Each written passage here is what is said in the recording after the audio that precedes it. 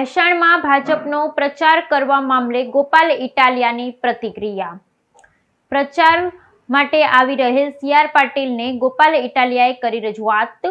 સ્થાનિકોને થઈ રહેલી અનેક સમસ્યાઓ વિશે કરી રજૂઆત. નમસ્કાર મિત્રો, હું ગોપાલ ઇટાલિયા. આજે 9મી જૂન 2025 આજે ગુજરાતના ભાજપના પ્રમુખ સી.આર. પાટીલ સાહેબ ભેસાણમાં આવી રહ્યા છે ચૂંટણી પ્રચાર કરવા માટે.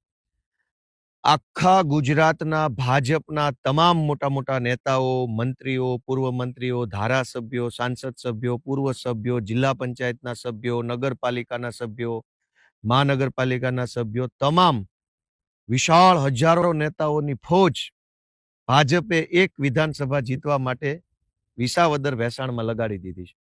આજે જ્યારે સી.આર. પાટીલ સાહેબ ભેસાણમાં આવવાના છે તો આ ભેસાણ પંથકની આમ જનતાના કેટલાક પ્રશ્નો મારે સી.આર. પાટીલ સાહેબ સમક્ષ રજૂ કરવા છે કે જ્યાં ભાજપની સભા છે એ સભાની તરત બાજુમાં સરકારી દવાખાનું છે. એ દવાખાનામાં કોઈ ડોક્ટર નથી. તો મારી પાટીલ સાહેબને એક વિનંતી છે કે જ્યારે તમે એવા ભાષણ કરો છો કે સરકાર અમારી છે અને સરકારનો ધારાસભ્ય હશે તો કામ થશે, આવી વાત કરો છો, તો 40 વર્ષથી સરકાર ભાજપની છે છતાંય ભેસાણના દવાખાનામાં ડોક્ટર કેમ નથી? આધુનિક સાધનો કેમ નથી? ભેસાણની જ સરકારી કોલેજની અંદર એક લંપટ પ્રોફેસરે અનેક દીકરીઓને બીભત્સ મેસેજ કર્યા અને દીકરીઓ પાસે શારીરિક માંગણી કરી અને એવી ધમકી આપી ભેસાણ સરકારી કોલેજના પ્રોફેસરે કે જો છોકરીઓ એમની મરજી પ્રમાણે કામ નહીં કરે પ્રોફેસરની તો એને પરીક્ષામાં ઓછા માર્ક્સ આપીને નપાસ કરશે. આ લંપટ પ્રોફેસર વિરુદ્ધ ભેસાણની પોલીસે એફઆઈઆર નથી કરી અને એ લંપટ પ્રોફેસરને માત્ર સસ્પેન્ડ કરીને જતો કરી દીધો છે. તો સી.આર. પાટીલને પ્રશ્ન પૂછવાનો કે ભેસાણમાં ભાજપના ઉમેદવાર માટે મત માંગવા આવ્યા છો પણ બેનો દીકરીઓ પાછળ અભદ્ર માંગણી કરતા, એ પણ શિક્ષણના ધામમાં અભદ્ર માંગણી કરતા લંપટોને કેમ જેલમાં નથી પૂરતા તમે લોકો? કેમ એને ખાલી સસ્પેન્શનની સજા આપીને જવા દો છો? દીકરીઓને એવી ધમકી આપવામાં આવી કે જો તમે પ્રોફેસર કે એમ નહીં કરો તો તમને ઓછા માર્ક્સ આપીને નપાસ કરવામાં આવશે. આટલી હદે સરકારમાં બેઠેલા માણસો જો લંપટ બન્યા હોય તો સી.આર. પાટીલે આજે પોતાની સભામાં આ વાતનો ખુલાસો કરવો જોઈએ કે સરકારી કોલેજના પ્રોફેસર વિરુદ્ધ ક્યારે પગલાં લેશે. ભેસાણ એક વિકસતો તાલુકો છે. ભેસાણને જીઆઈડીસીની ઘણી જરૂર છે. ભેસાણની અંદર એગ્રીકલ્ચરલ જે કાંઈ પણ મશીનરીની જરૂર પડે છે એનું ઘણું મોટું ઉત્પાદન છે. ઓયણીનું ઉત્પાદન હોય, ટ્રેક્ટરના ડાલાનું ઉત્પાદન હોય કે જે કાંઈ બધું મેન્યુફેક્ચરિંગ ઘણું થાય છે. આ સિવાય સિમેન્ટના પાઇપનું ઉત્પાદન, બ્લોક્સનું ઉત્પાદન, ઘણી બધી એવી વસ્તુઓ છે જેનું પ્રોડક્શન ભેસાણમાં થઈ રહ્યું છે. ભેસાણના અનેક વેપારીઓ ઈચ્છે છે કે ભેસાણમાં એક જીઆઈડીસી જો બનાવવામાં આવે તો ભેસાણના વેપારીઓને ખૂબ ફાયદો થાય એવું.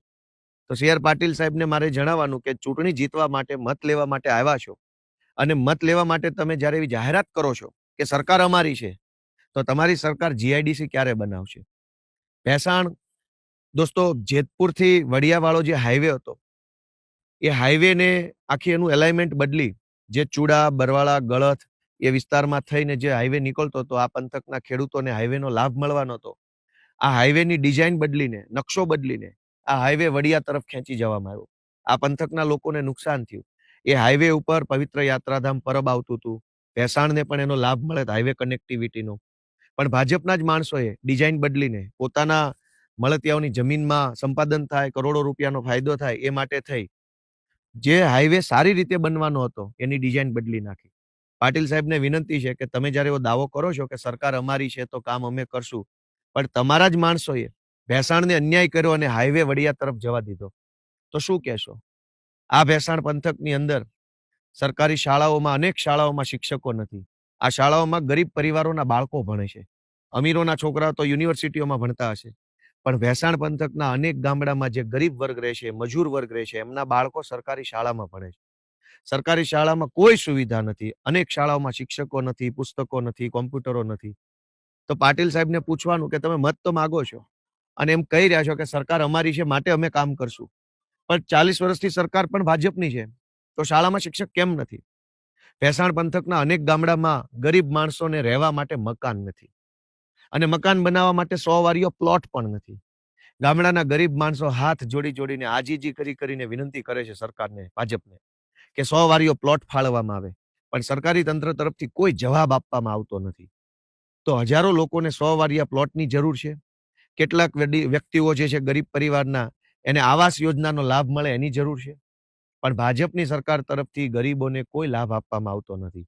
તો પાટીલ સાહેબ આજે ભેસાણની સભામાં એ વાતનો ઉલ્લેખ કરે કે ભાજપની સરકાર 100 વારિયા પ્લોટ ક્યારે આપશે, આવાસ યોજનાનો લાભ ગરીબોને ક્યારે આપશે.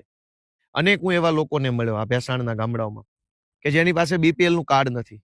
ગરીબમાં ગરીબ માણસ, મજૂરમાં મજૂર માણસ હોય, મજૂરી કરીને પેટ ભરતો હોય, એની પાસે બીપીએલ નું કાર્ડ નથી. પણ ગામમાં જે પૈસાવાળો વ્યક્તિ હોય એના ઘરે બીપીએલ કાર્ડ છે.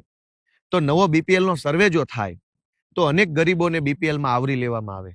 અનેક નામો તો કાર્ડમાંથી રદ કરી દેવામાં આવ્યા છે. જેના બીપીએલમાં કાર્ડમાં નામ હતા એના અનેક કૂપન રદ કરી દેવામાં આવ્યા છે. તો પાટીલ સાહેબ એવું કહે છે કે સરકાર ભાજપની છે માટે કામ ભાજપ કરશે, પણ કામ તો કૂપનમાંથી નામ કાઢી નાખવાનું કર્યું. તો ક્યારે આ ગરીબ માણસોને કૂપનમાં કાર્ડ મળશે એ પણ એક મોટો પ્રશ્ન છે.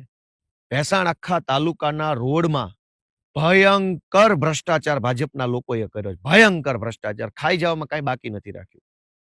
તો ક્યારે હવે એ ભ્રષ્ટાચારીઓને જેલમાં કોણ મોકલશે? સારા રોડ ક્યારે બનશે? આખા ભેસાણના તમામ ગામમાં હાડકા ભાંગી જાય, ગાડી ભાંગી જાય, ટાયરો ફાટી જાય એવા રોડ છે. તો એના વિશે પાટીલ સાહેબ બોલશે કે આ ભ્રષ્ટાચાર કોણે કર્યો? દોસ્તો, ભેસાણ તાલુકાની અંદર અનેક એવી નાની મોટી સમસ્યા છે, જેમાં સૌથી મોટી સમસ્યા સૌની યોજનાના પાણીની છે. અનેક ગામડામાં સૌની યોજનાનું પાણી નથી આવતું.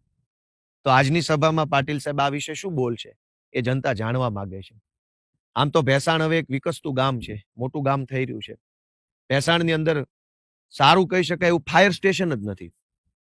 કેવડી મોટી બજાર છે, ઓફિસો છે, દુકાનો છે, મામલતદાર ઓફિસ છે, અદાલત છે, બધું જ છે.